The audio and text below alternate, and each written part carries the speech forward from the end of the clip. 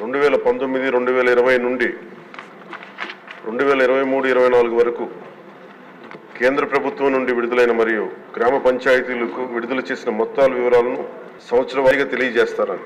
అధ్యక్ష, సంవత్సరాల వారీగా గ్రామ పంచాయతీలకు 14 మరియు 15వ ఆర్థిక సంఘం ద్వారా 2019, 20 నుండి 23-24 వరకు విడుదలైన గ్రాంట్ వివరాలను ఈ విధంగా తెలియజేస్తున్నాం. అధ్యక్ష, 14వ ఆర్థిక సంఘం 2019-20 ఆర్థిక సంవత్సరంలో కేంద్ర ప్రభుత్వం ద్వారా విడుదలైన మొత్తం 2,336,56 అధ్యక్ష. ఆంధ్రప్రదేశ్ ప్రభుత్వం ద్వారా గ్రామ పంచాయతీలకు విడుదలైన మొత్తం 2,336,56 అధ్యక్ష. మొత్తం 14వ ఆర్థిక సంఘం 5వ సంవత్సరానికి 2019-20 2,336,56 అధ్యక్ష. అదే ఆంధ్రప్రదేశ్ ప్రభుత్వం ద్వారా కూడా గ్రామ పంచాయతీలు విడుదలైన మొత్తం 2,336,56 అధ్యక్ష. 15వ ఆర్థిక సంఘంకి సంబంధించి 2020-21 ఆర్థిక సంవత్సరానికి కేంద్ర ప్రభుత్వం ద్వారా విడుదలైన మొత్తం 1,837,50,00,000 అధ్యక్ష.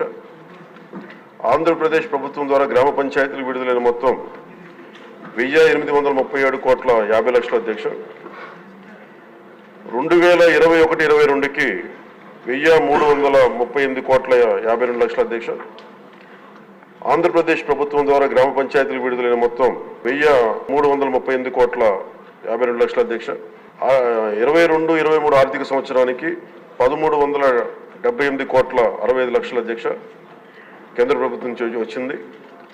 ఆంధ్రప్రదేశ్ ప్రభుత్వం ద్వారా గ్రామ పంచాయతీలు విడుదలైన మొత్తం 1,378,60,00,000 అధ్యక్ష.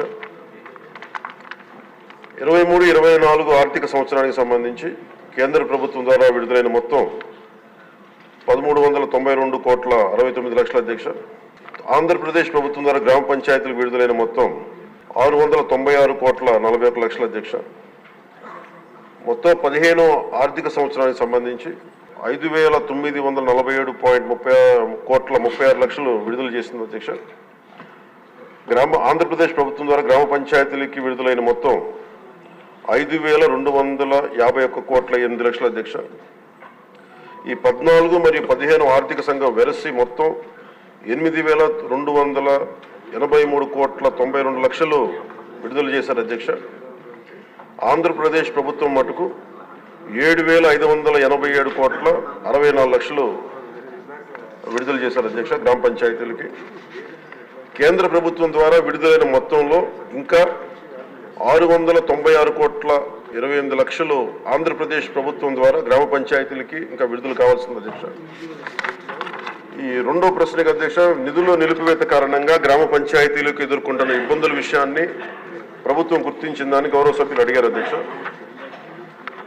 గుర్తించాం అధ్యక్ష. సకాలంలో నిధులను విడుదల చేయనందున ప్రభుత్వం ఈ కింద సమస్యలను గుర్తించింది. 1, గ్రామాల్లో పారిశుద్ధ్యం సరిగ్గా లేకపోవడం, పారిశుద్ధ్య కార్మికులకు నెలవారీ వేతనాలు చెల్లించకపోవడంతో అనేక గ్రామ పంచాయతీల్లోని 21,000 మంది పారిశుద్ధ్య కార్మికులు విధులకు హాజరు కావడం లేదు. తమ పనిని కొనసాగిస్తున్న దాదాపు 23,000 మంది పారిశుద్ధ్య కార్మికులకు చెల్లించాల్సిన బకాయిలు 103 కోట్లు ఉన్నాయి అధ్యక్ష, ఇంకా పెండింగ్లో ఉన్నాయి. తగినంత మంచి పారిశుద్ధ్య కార్మికులు లేనందువల్ల గ్రామాల్లో చెత్త కుప్పలుగా పెరిగిపోయి ఆరోగ్యానికి హాని కలిగిస్తూ ఉంది. తాగునీరు సంబంధించి అధ్యక్ష రెండో అంశం, మోటారు మరమ్మతులు చేపట్టకపోవడం, పైప్ లైన్ లీకేజీలు, నీటి క్లోరినేషన్ మరియు నీటి సరఫరా కార్మికులకు చెల్లింపులు చేయకపోవడం మొదలగు కారణాల వల్ల నీటి సరఫరా పథకాలు కూడా నిర్వహణ దెబ్బతిన్న అధ్యక్ష.